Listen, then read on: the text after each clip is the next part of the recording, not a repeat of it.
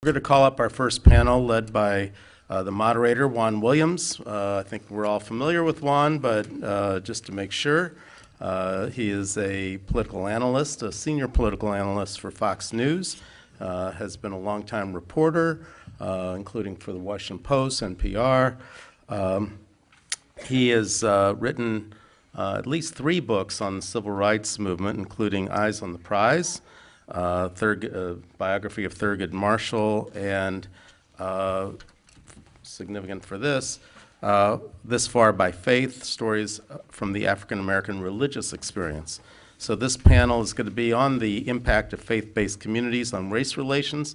It includes New Jersey attorney Abed Awad, who's a specialist in Islamic law, Ralph Reed, who's the founder and chairman of Faith and Freedom Coalition, Jasjit Singh, executive director of the Sikh American Legal Defense and Education Fund.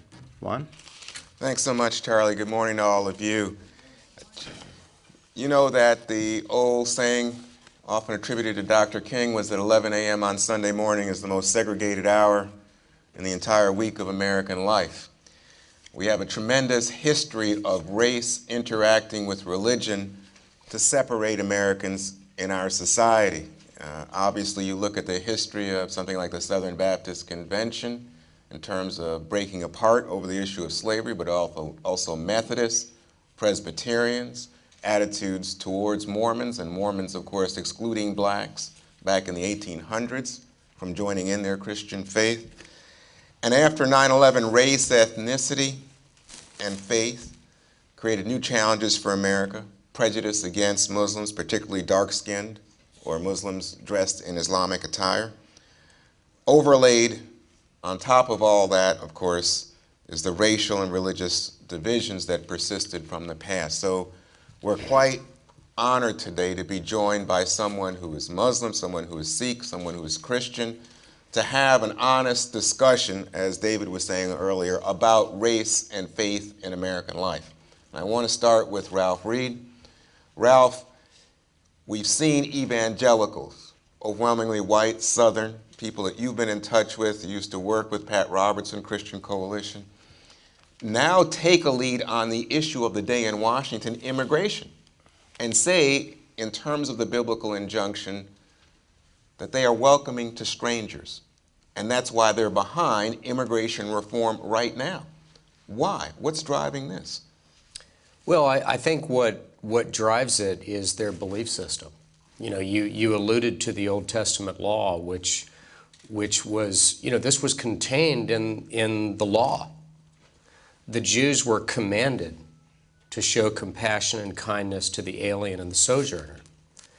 And in those verses, which appear in various places, it goes on to say, because you yourself were an alien in Egypt, and you were mistreated. So it personalizes it.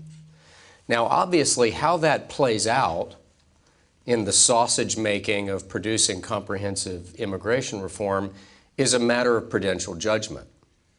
But I think what's interesting is the extent to which, Juan, the center of gravity of this debate has been shifted not solely or singularly, but largely, at least in the Republican Party, because the evangelicals have become much more forward-leaning in asserting this, what they believe is a truth from their faith.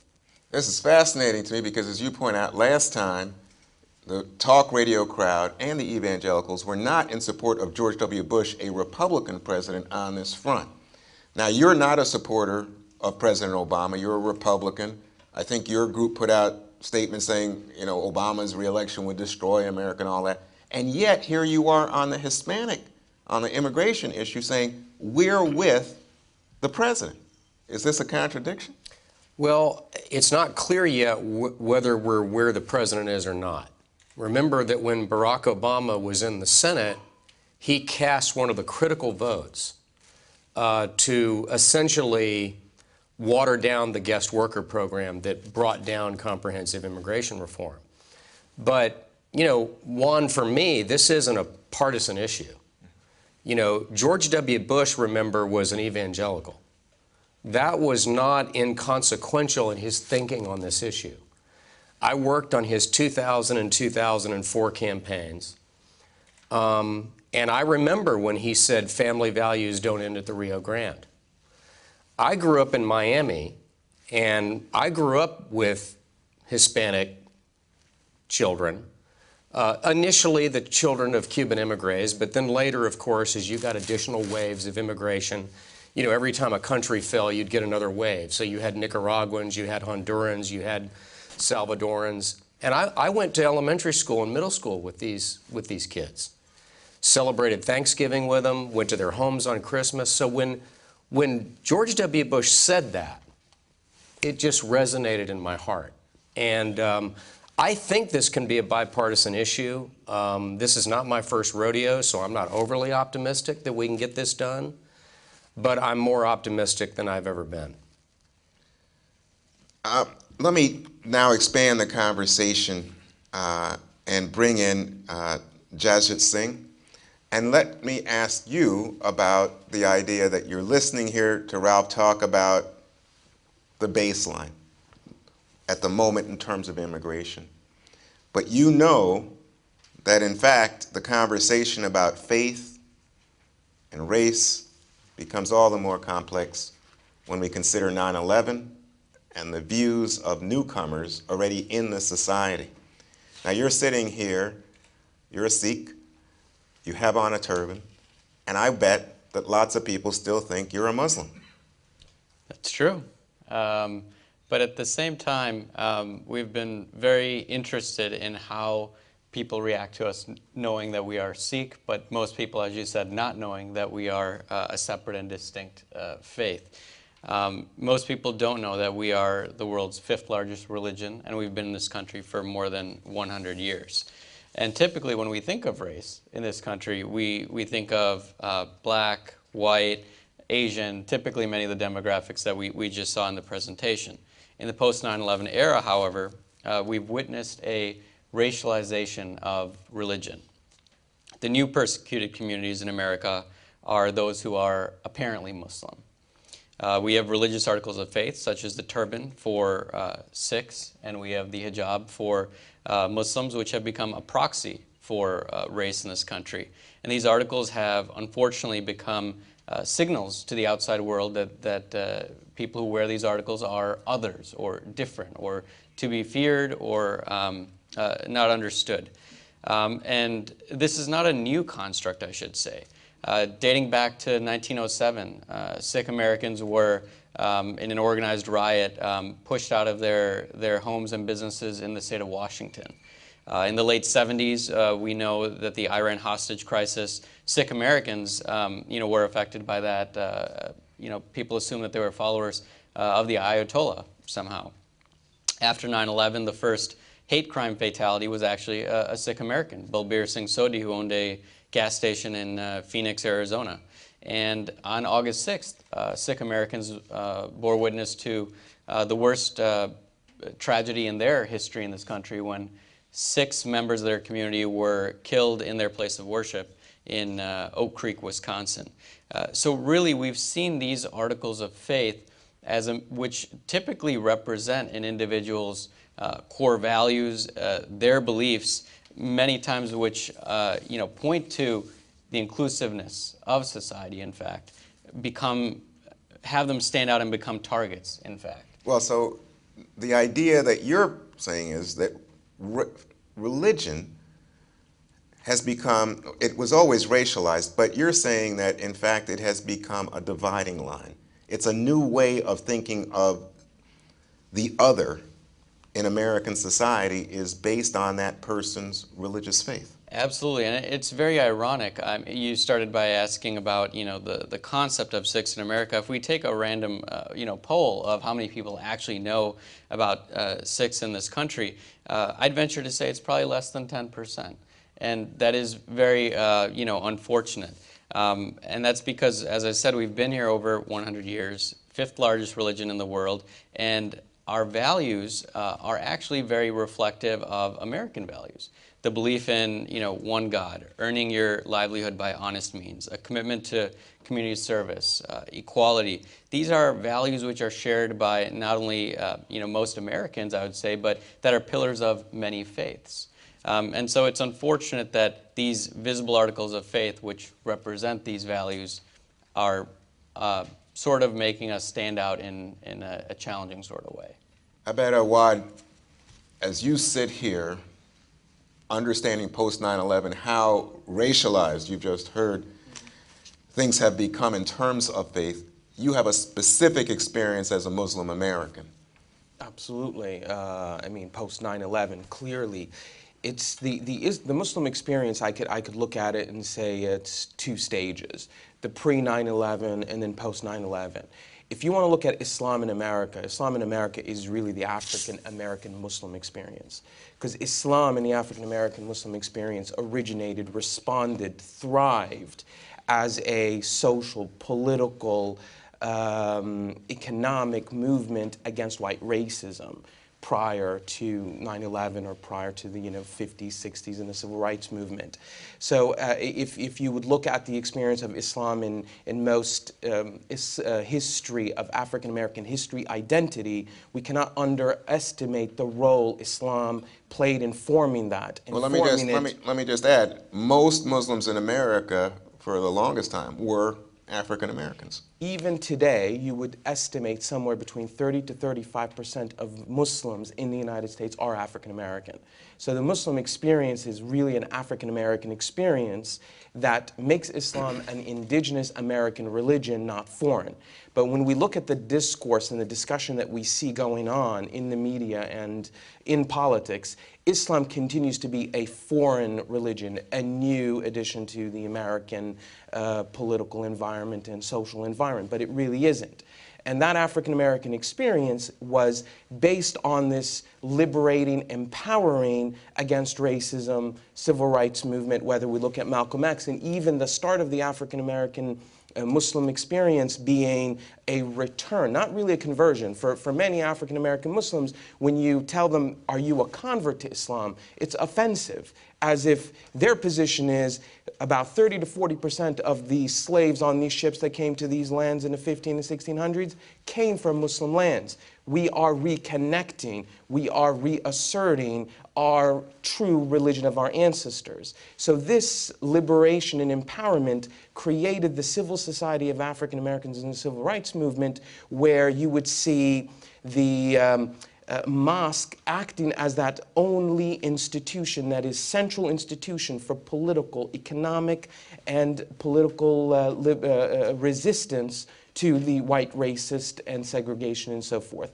That continues even today. But now the shift with the new immigrants that are coming to the United States with different ethnic groups, now we're looking at the impact of how Islam and the mosque as the focal point of the Muslim American civil engagement and civil society is impacting the relationship between races. So I believe that as we see more and more, the mosque is going to become a central point for moving race to the next 21st century. Oh, you think, in fact, despite the static that surrounds Islam and prejudice in the United States post 9/11, you think Islam has the power to somehow bridge racial divisions? Absolutely. And because Islam being a non-racial religion, where all ethnic and racial groups are composed in this faith, and where you have a theological and textual foundation against racism and an acceptance of interracial marriages and interracial cultural fertilization. For example, one of the greatest Muslim literary critics of the 9th century was both of an Arab and an African ancestor. His name is Jahiz, Jahiz. So you can have a history where Islam is really a melting pot of intercultural fertilization. With this theological text and with this theological foundation, the mosque can become that next phase on trying to bridge that particular gap. Well, let's go back to Ralph, because remember I was talking to Ralph Reed, I was saying with some amazement how Christian evangelicals now are proponents of immigration reform. in the aftermath of what took place in Boston last week, you're already hearing people say, well, we've got to be very careful. These young men apparently were radicalized by Muslims back in Chechnya, and you start to hear people say, well, we got to check out who's coming in this country. And I think a lot of it is we've got to check out the Muslims that are coming into this country and whether or not they are a potential source of terror. Ralph?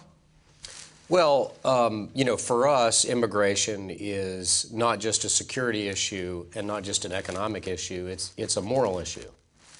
But we can't deny that it is a security issue.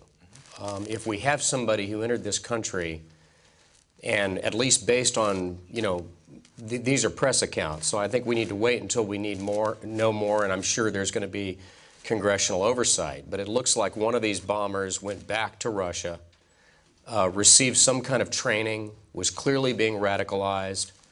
It appears that Russia alerted our State Department, which in turn notified the FBI, and we had a law enforcement failure. It appears. I think it's unavoidable that that's going to be part of this debate. And I think, you know, speaking as a Christian, if our voice was ever going to be resonant in the country, we had to really publicly repent of our sort of unholy trinity of sins, which was racism, xenophobia, and anti-Semitism. And we don't have time today to go through each of those, but you alluded to the Southern Baptist Convention. They passed a resolution apologizing for their complicity in slavery and segregation and racism. You know, that doesn't eliminate 350 years of sin, but it's the start of a dialogue. And I think for my friends in the Muslim community, they similarly are going to have a moment. I'm not sure when it is. It would be presumptuous of me to say when that is, where just as we have to distance ourselves and publicly break with radicals and those who don't represent our true faith, Muslims have to do the same thing. And I think if that happens, and there are certainly voices in the Muslim community who want to do that, I think it'll be a lot easier to disaggregate the perversion of Islam and the radical perversion of Islam from mainstream Islam. Abed, you're sitting right here. Obviously, clearly, that Muslims are distancing themselves and condemn most of this type of senseless violence that is politically motivated. When we talk about radicalizing, we need to also understand that the politics is seeping into certain aspects of this radical movement that's around in Muslim countries and Muslim nations. But again, that represents the fringe, the minority, does not represent mainstream Muslims. And Islam is very diverse. You cannot categorize Muslims into one category or pigeonhole all Muslims in one category. Like we just said, that 30 to 40% of Muslims in the United States are African American Muslims. The immigrant Muslim, the Chechnyan Muslims are a very small minority. So I think we just need to be careful about taking these general positions. The history of racism and xenophobia in the Baptist Church, or the legacy of 350 years of slavery, is something different. That was institutional. That was the Muslim radical issue is a modern phenomena that is politically motivated with these remnants of some theological basis. But in the end, you don't have a history of 350 years of the racism that we have in the United States. So there's no moment for Muslims to stand out and say, well, we take full responsibility. Clearly, there's a history of slavery in Islamic history that has to be addressed and taken account for. Well, let me just interject here that, in fact, the evangelicals, when they saw the black churches being bombed, I think, Ralph, the evangelicals were among those who stood up to say we need to support laws against racial violence aimed at black churches. Is that? Yeah, that's right. It was 95, 96. There was a spate of bombings and burnings of African American churches, and I was then at the Christian Coalition, and we lobbied for and supported making acts of violence against houses of worship, not just a church, but a mosque, a temple. We supported making that a federal crime.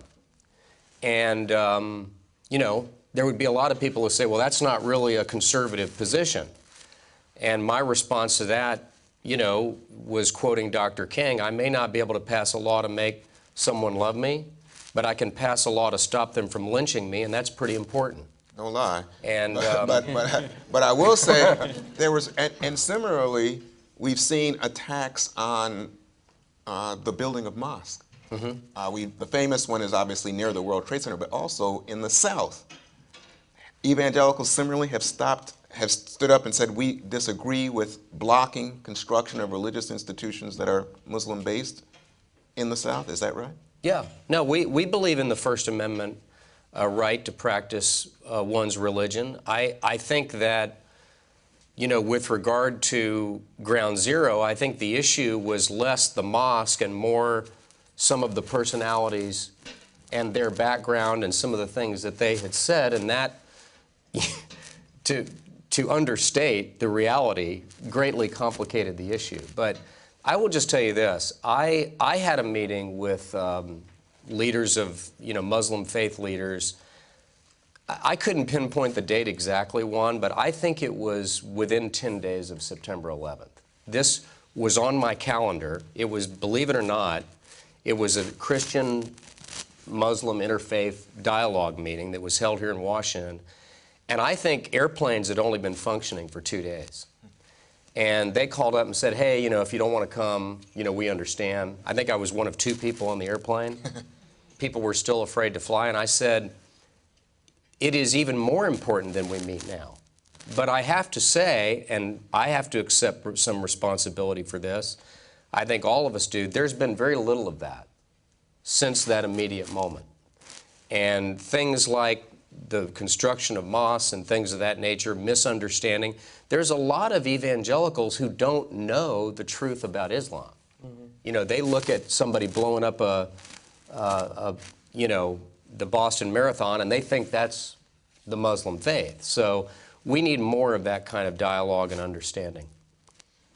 Jasjit Singh, when you're listening to this conversation between the white evangelicals, Muslims in America, and you're thinking to yourself, but wait a second, I'm part of this dialogue, an important part of this dialogue, Exactly. because you represent actually more than Sikhs, but everybody else who's in this conversation. But how do you contribute? How do we get an honest discussion going about race, religion, and somehow getting people to talk to each other? Absolutely, and I think this really points to the fact that this is more than just an Islamic issue. This is really a xenophobic issue. In this country, there's only been 2 attacks on U.S. soil in our history, Pearl Harbor and 9/11. In the aftermath of both of those, we had a very, very similar, not exact, but a criminalizing of an entire community. The Japanese community was interned. And similarly, the Arab, Muslim, and Sikh, and anyone who's been apparently perceived to be in that category post 9/11 has faced a disproportionate number of challenges, including hate crimes, racial profiling, school bullying, employment discrimination. You name the challenge, and it's been happening.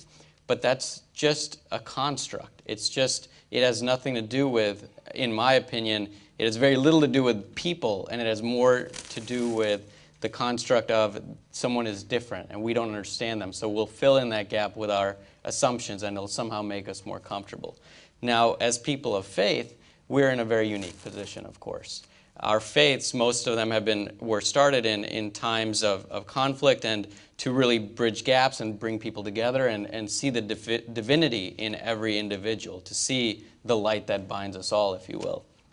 And it's sort of ironic that in this day and age, it's as if the labels of our faiths have actually divided us, because we may not be practicing our faiths fully or implementing them, or just practicing them on Sundays from 10 to noon. So I think it's important that we as members of faiths and faith leaders encourage our communities to understand that faith is not a Sunday-only activity. We shouldn't be the most divided country in America from, around noon on Sundays. But we should use our houses of worship to incubate the next generation of leaders. We should be able to instill the values of our faith within these youth, and we should bridge divides which already exist within our communities. If we don't clean up our own communities, our own houses within our walls, we can't profess our faiths outside of that. And lastly, I'd say that we use our pulpit to inspire our practitioners to transcend these divides. Most of our faith traditions have that as its very core. And if we don't get to that point, then I think we're failing ourselves as practitioners, but we're also failing ourselves as Americans. Let me ask the audience, let me just warn you, it's time for you to participate. We have 2 microphones. We invite you to come forward. Ralph wanted to jump in here. Yeah, I just want to react real quick and say I don't want to in any way diminish any episode of a hate crime or bullying or discrimination of any kind against any American.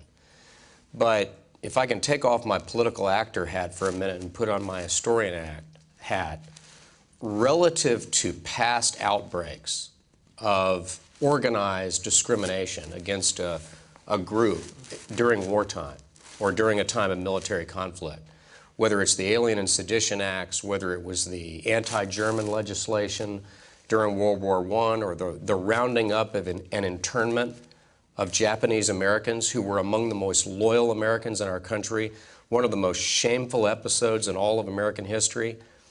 I have actually been struck, again as an historian, by how much more tolerant the United States was during the War on Terror than in those previous episodes. I mean, to have the President of the United States go to a mosque here in Washington, D.C., and remove his shoes out of respect and say that Islam is a peaceful religion and this is not a religious war was a remarkable moment in the history of our country, regardless of where you're coming from racially or politically. So, and I agree that the faith-based community is really key to bridge this racial gap and to move our country to the 21st century. It was the spark that started the civil rights movement. It was that religious institution. It was that church and the mosque. And now it's time to go to the next level as we see our country melting and the interracial marriages going up to sometimes 20 to 25% of all modern marriages. I think our country is being transformed, and this is the next conversation. It's being transformed racially, and the faith-based community has a lot to say to keep this country bound together and to go get over this racial divide. The question is, how is it done? I can look at the evangelical community, I can see you guys are now more focused on dealing with poverty issues. Mm-hmm. Is that an instrument for trying to bridge this divide in the way that we're hearing about? I would think so, absolutely, with the church, with the mosque as well, where you see a diversity. Most mosques have a diversity. Recent immigrant communities would have their specific mosque, a Pakistani mosque, a Sudanese mosque, and so forth. You're starting to see the next generation building mosques that are much more interracial and diverse. So the boards that are running these mosques as well, there's a demand that there's a diversity in the board, that there are women on these boards. Like in New Jersey, there are many mosques that have women on their boards, African American, Pakistani, Egyptian, Palestinian. So there's this move to diversify. And this is really a recent phenomenon, the past 10, 15 years, that's starting to move. And I think this is going to have that positive impact on diversity and trying to bridge that racial gap. Again, let me invite the audience to come and join the conversation, but let me ask this, do you see this kind of diversity that he's talking about beginning in the Muslim community? Is it beginning in the Sikh community? Yeah, absolutely. And to further the point, Immigration and Naturalization Act of 1965 was when most Asian Americans were allowed into this country. So when we talk about religious institutions, You mean that's when they were first allowed in? Yes, they were first allowed in large numbers, came into this country. So the religious institutions before that, they sort of had a head start in terms of having a political using their institutions as political bases. Whereas the APA communities, and I can speak definitely for the Sikh American community, it was more of an opportunity to recreate your homeland. The sights, the smells, even the political discourse was not of this country, but it was something to recreate the country that they missed so dearly. Now we see in the next generation that there is kind of that awareness and the use of more Sikh American, Muslim American, that American concept with the next generation. Now we're going to see in the next several decades and this next generation where we can use the political landscape in this country bring it into the And the racial landscape now has to become part of it, as you see. Exactly. You also are experiencing higher levels of intermarriage, I suppose, and all that. Absolutely, absolutely, and you know, I do presentations for law enforcement a lot, and whenever they ask the question, you know, it's always a common question. Well, do you believe in interracial marriage or interreligious marriage? I always say, well, don't ask my parents, but I'll tell you that typically, you know, the core of the faith has nothing against it.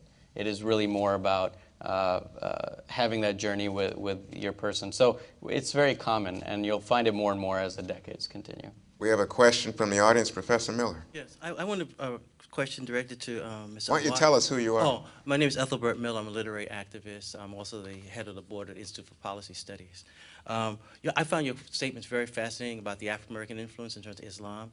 I was wondering how many mosques are now led by imams who are African American, and also are African Americans becoming very active in Muslim scholarship, studying the Quran and looking at how the Quran can be part of the modern world, so to speak. Oh, absolutely. I mean, the hottest speaker on the speaking circuit for Muslims is Imam Siraj Wahaj, and who's an African American. You have some heavyweights like Professor Sherman Jackson out of University of Michigan, one of the foremost scholars on 12th century Islamic jurisprudence. Professor McLeod at University of Chicago, DePaul in Chicago. So there's a lot of African American Muslim scholars that are in the United States, and they're leading a new version of Islam, a new interpretation, a different worldview. And this is a breath of fresh air. It's something new, and they have authority amongst the community. So yes, there is a lot of very strong African Americans. There's a group called MENA, I think it's Muslim Alliance Network, mainly of African American mosque alliances from around the country, trying to build on a social service system to help the poor and the indigent and so forth around in inner cities. So there's a lot of movement. And so that you talked about that in terms of African American Muslims, but what about Arab, or in the case of Boston, Chechnyan Muslims? Are they involved in this racial conversation? Yeah, it depends on the certain areas. For example, in mosques like in Passaic County, the ICPs, the Islamic Center of Passaic County, you have African American congregants. In Newark, you'll have a more diverse congregation. So yes, there are African Americans in the diverse congregations around the country, but generally you're going to look at the area where you live. So if the area that you live in is much more diverse, you're going to find a more diverse congregation. But if you're in certain areas that are predominantly African American or Pakistani or Arab, the mosque will be more catering to that particular community. We have another question.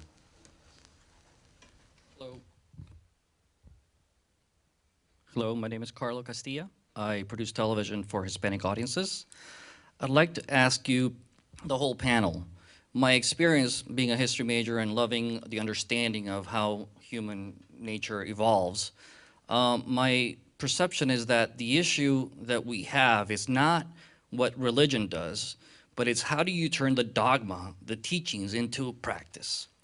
And I'd like to understand, Mr. Reed was talking about what you're doing to address poverty. The more of that we do to prove our values, to demonstrate how those are driving the development of our societies, the more we can prove to other faiths what we really stand for. And I wonder if you could elaborate on that, Mr. Reed, but also if the other panelists could talk about what their religions are doing or what their denominations are doing to promote that type of work. I grew up in the Catholic faith. Liberation theology was the first attempt of a very rigid traditional church to address that need. I'm not Certainly in Latin America. I'm not vouching for it. I'm just saying that it was a true diversion of the path and trying to find a new way of addressing these issues. And what I see here is that every other religious panel discussion I've had, it all goes back to defending what is the written word. Well, when is it going to be about the action? When are we going to actually use that to demonstrate how great we really can be? Ralph, you were saying that about what evangelicals are doing now on the poverty front. Yeah, I think, look, I think that sometimes we've been our own worst enemies with respect to this issue. I think it was Oscar Wilde who said sometimes you can tell people they're going to hell in such a way that they want to get there as rapidly as possible. and evangelicals have certainly been guilty of that. But in addition to that, I think for anybody who wants to look at our community and see the role that we play in combating social injustice and ameliorating poverty, it's all there for anybody who wants to find it. I think there is, sometimes for cultural reasons, sometimes for political reasons, there's a lack of interest. If you look at the response to Katrina, for example, in 2005, the Southern Baptist Convention was the first one on the scene.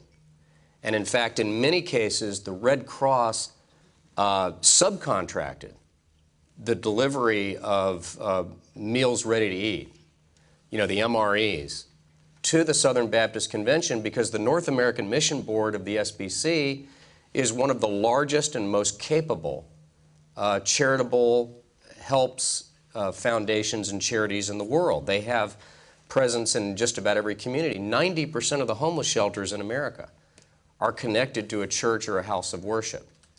But I think where there's a bit of a chasm on this issue, and I don't mean to suggest that this chasm can't be bridged, but it would certainly separate us, for example, from liberation theology, is we believe that rising out of poverty begins with the individual and a change in their heart. We certainly would not deny that there's structural injustice. We would not deny that there is a legacy of racism and we have a long way to go. But we think if you look at the data, and Paul was showing some of his slides, you could have added a slide that would have showed that regardless of race, regardless of income, regardless of ethnic background, if you graduate from high school, if you get a job, any job, the lowest job on the lowest rung of our economy, and if you wait until you're married to have children, if you don't bear children outside of the institution of marriage, those three things, you have a 2% chance of being in poverty in this country. If you do the opposite, you have an 85% chance of being in poverty if you do the opposite of those things. If you graduate from high school, get a job, and get married, and then have children after you're married, you have a 2% chance of being in poverty. You do the opposite, it's an 85% chance. And by the way, that's true regardless of race or ethnicity. And when you look out across a society where today in America 70% of African American children are born out of wedlock, 50% of Hispanic children are born out of wedlock, and 30% of white children are born out of wedlock, it's 40% total. We would not argue that that's all you have to do to ameliorate poverty, but we would argue that if you spend trillions of dollars trying to, job training, Medicaid, you name it, more education spending, and you don't deal with that issue, that you can't solve poverty in America. That's an interesting point. I hope that's responsive to your question. Yes? I'd like to hear from the others. No, we will, but I just wanted to elaborate then on something Ralph is saying, that if you strengthen the foundation, the deteriorating foundation of families in America, that it has a liberating effect. And the question would be whether or not Muslim community, Sikh community, other religious communities can address this issue in a way that addresses the racial aspect of deterioration in the family structure. It's in terms of black community, Hispanic community, it seems to be even taking place more quickly than in the white community. Absolutely. The role that the faith-based communities have is to strengthen the family and to address these multiple issues that there's a recent book, Charles Murray, Breaking Apart, which focuses on looking at these statistics, which Ralph just talked about. He's looking at the white community. White people, but the link was there. The ones that had the breakdown of marriage or having children out of wedlock and not having an education were also in the low level of poverty. But this comes there is a link. Fewer people are going to the mosque, the church. Exactly. Yeah. No, that's all in that book. That's exactly the Same point. thing. That's why the role of faith-based communities is very, very important at this time, not only to bridge the racial gap, but also to bridge the economic gap. And the African-American Muslim community and the other Muslim communities are a very good example.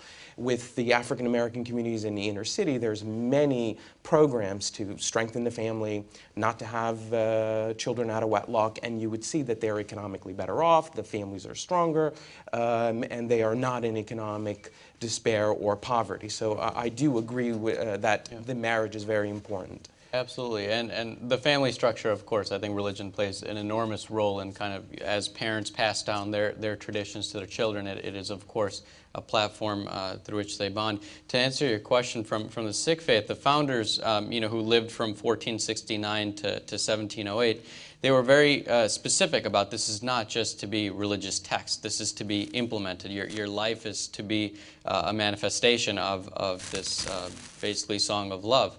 And, the key concepts, they built it into the actual religious institutions that we're talking about today. So if you go to a gurdwara, a Sikh place of worship, on any given Sunday, you will get a meal, a free meal at the end of every service. It's an easy advertisement. There's music and there's a free buffet every Sunday, so it gets people out. But that is a way to show equality. At the time, in the 15th century, you could imagine what a revolutionary concept that is. Even today, breaking bread with your neighbor, breaking bread with someone who is of a different race or religion than your own. It was a transformational, revolutionary sort of concept at the time, and it exists even today. The fact that there are most gurdwaras are built with 4 doors, exactly to show the inclusiveness and openness from all directions. The fact that our religious text actually has Muslims, Hindus, and people of people who didn't profess any faith at all. And I'd venture to say that if Christians were in the area at the time, perhaps some elements of that would have been included. But every Sunday when I go bow my head to this religious text, I'm bowing before a multi-faith book, a religious scripture. And so the writing is on the wall for us that we need to embody that in our real lives. From the Muslim perspective, with this moral, maybe people will take some objection to this, but there is a moral bankruptcy in our country, which we're seeing with, as Juan explained, less and less people go into the mosque, less people go into the church, less go into the temple. But we're seeing this rise of religiosity, which is really re-engaging with that moral aspect, that moral vacuum that we have in our lives. And with that resurgence in the Muslim community, one of the main pillars of Islam is now becoming much more highlighted, which is one of the main pillars is that you have to give alms and charity to the indigent and to the poor, which is 2.5% of whatever assets that you have. So now you're starting to see more and more Muslims are starting to do these calculations, and they're investing in ethical investing companies that are, like, for example, we have one company called Awad that's based out in Virginia, which if you put money and invest with them, they'll send you at the end of the year the percentage of what your alms giving in charity to give out to organizations and to the poor. So this issue of religiosity also has that impact, as you said, to increase help of the poor and to contribute. Well, and let me, if I can, Juan, mention one other anti-poverty measure, although it was also pro-family as well as anti-poverty, that we have supported and continue to support, and that's the child tax credit. The child tax credit, you may remember, was part of the contract with America. It was included in the Republican budget of 1995, which was initially vetoed, and after the government shut down, finally got signed into law. George W. Bush doubled it to $1,000. In 2011, the most recent year for which we have figures available, and we, by the way, against the objection of some within the Republican Party, insisted that it be fully refundable. That is to say, if you didn't owe $1,000 in taxes that year, or $2,000 if you had 2 children, that you would still receive the full benefit that you had under the child tax credit. In 2011, there were 9 million people who were lifted out of poverty solely because of the child tax credit. It's the most successful anti-poverty measure of the last 30 years. And we think that doing those kinds of programs that are pro-child, pro-marriage, pro-family, and anti-poverty are more effective because they deliver it right into the home where the mother and father are, hopefully mother and father, rather than trickling it down through a bureaucracy out of Washington, D.C. And again, it's not something, Juan, that a lot of people associate with our community, but I can assure you it was only because of the evangelicals that even became a part of budget thinking here in Washington. And what was interesting was when they went through the, I don't know, what did they call it, where they almost shut the government down on the fiscal cliff? Leave it to Washington to come up with something that encouraging, you know, to call it the fiscal cliff. But you notice that even as they fought over marginal tax rates for upper income taxpayers, the one thing on which everybody agreed was that the marriage penalty amelioration and the child tax credit was sacrosanct and wouldn't be touched. Obama agreed on that, John Boehner agreed on that, Mitch McConnell agreed on that. And in Washington, D.C., if you can find any issue that Barack Obama, Boehner, and McConnell agree on, that's quite an achievement. We have time for one last question from the audience. Please, go right ahead. Hi, my name is Lori Kaplan, and I run a regional youth and family center here for Latino, African American, and all kids. The youth panel is going to follow, but I'm very curious about, in the Muslim community, the Sikh community, the evangelical community, if you could give examples of how you're building tolerance among the young people in your faith to, you know, have tolerance among the ethnicities and faith, and what's going on across the country with your young people in their faith communities around tolerance. Mr. Singh. Thank you.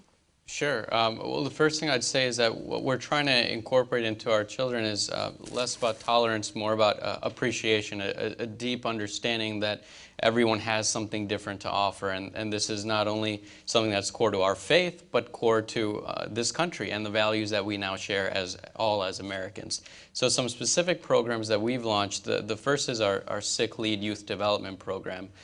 So as the country's oldest Sikh American civil rights organization, we've put a lot of resources behind this youth development program, and in particular, the program brings a multicultural aspect, which is pretty strong. It brings people from other faiths. It shows that we're not only trying to build our identity within our own construct, but the more that we expand our view, the stronger we'll be, as I said, as Americans and as Sikhs. Well, too many to name, really, but I'll just focus on one, which is in many evangelical churches, you have a lot of community-wide efforts underway to encourage dialogue, bridge building, and cooperative endeavors among churches of different racial and ethnic backgrounds. In the city of Atlanta, where I now live, it's called Unite. And we bring all of the churches together, African American, Latino, Asian. We have a huge Asian evangelical community in Atlanta, mostly Korean, but also others. And what happens out of that is not just stressing the fact that, you know, that we're all, as Dr. King said, that we're all integrated inescapably into mutuality. That none of us is an island, not only as individuals, but within our respective ethnic or faith communities. But what is really exciting is that what's coming out of that is actual ministries and projects, where you have youth who are, you know, let's be honest, mostly suburban and ex-urban and white in their upbringing, who end up working on anti-poverty and community development areas of the city that they probably would never be in, whether it's evangelization, whether it's working in a community center, whether it's doing after-school tutoring with at-risk children in a part of town that they usually wouldn't be. So there's a lot of that going on, and we need more journalists of the background of, you know, Paul Taylor, who think that this is an interesting story and would write about it, because it's going on every day. Unfortunately, most of the time, the only time you hear about evangelicals is our political engagement. But that's the smallest part of our community in terms of what we're doing every day in this country. In the Muslim and Arab American side, look at organizations like Arab American Access, Arab American Community Center in DC that does a lot of youth programs. Many of our mosques around the country have a lot of youth programs. I could go into some specifics of programs that I know that children of my family and so forth participated in the local mosques, that given that the mosque has that diverse congregation, that diversity goes with the youth in their taekwondo programs, in their summer camp programs, and so forth and so on. So an effort to, again, cross the racial lines and to allow the young people to have a greater sense of tolerance than Absolutely. older generations. Absolutely. All right, this is it for our panel. I just wanted to ask each of you if you had a closing thought that you wish to express. I'll begin with you, Mr. Awad. The basic thought would be is that faith is relevant. And one point that I would like to make is that as a faith-based community and as a mosque or temple, it could be a source of liberation and bridging the gap, but it can also destroy. So religion can be both a tool of empowerment and liberation and also of intolerance. And it all depends on how we can utilize the faith and this moral impetus that makes us, whatever faith we are and makes us American, to try to bridge this gap and go to the 21st century. Mr. Reed. Well, I guess I would just elaborate on the last question and say that the good news is the rising generation, I would think of all of our communities, certainly of mine, of the evangelical community, are way ahead of the adults. Yes, we're doing more to encourage racial understanding, racial dialogue, but today's rising generation is light years ahead of where my generation was and certainly my parents. My children were born in 89, 90, 92, and 97. We were evangelicals, so we were busy, you know. And you know, that's part of the culture. And they don't, it's good and it's bad. They don't remember the civil rights movement the way I do. You know, for me, I was born in 1961. So for me, it was a central and formative experience in my life, especially as a Southerner. But for them, when you talk to them sometimes about some of these issues, they don't even know what you're talking about, because they grew up and went to public schools that were majority minority. You know, they dated and spent the night over with children of youth of different ethnic backgrounds. So I'm really encouraged. I'm encouraged about the future of the country. I don't think we ever want people to forget the painful past, but I think the generation that's coming along has got a completely different perspective on a lot of these issues. Final thought, Mr. Singh. Absolutely. So the Sikh faith was a social justice movement, really, in the 15th century, where people were killing each other because, you know, this name of God is different than this name of God, where women were suppressed, where there was a hierarchical caste system which subjugated an entire majority of people in the country. It was a social movement, and this is the social justice movement that Sikh Americans today are still in touch with and learn about every Sunday. We encourage our community that now that this is their home, that we embody that in this new country. And we're on the tip of the spear with a lot of the challenges that we discussed today. And as we're on the tip of the spear, it's important that we leverage and continue to learn about our faith to actually move that conversation forward and hopefully move the entire country forward. I just want to close on the thought that it's important that people consider race and religion as part of the solution going forward in terms of the civil rights agenda here in the 21st century. Again, our thanks to Mr. Awad, Mr. Reed, Mr. Singh, and thank you for joining us for this discussion of race and religion. Thank you, Juan, as well.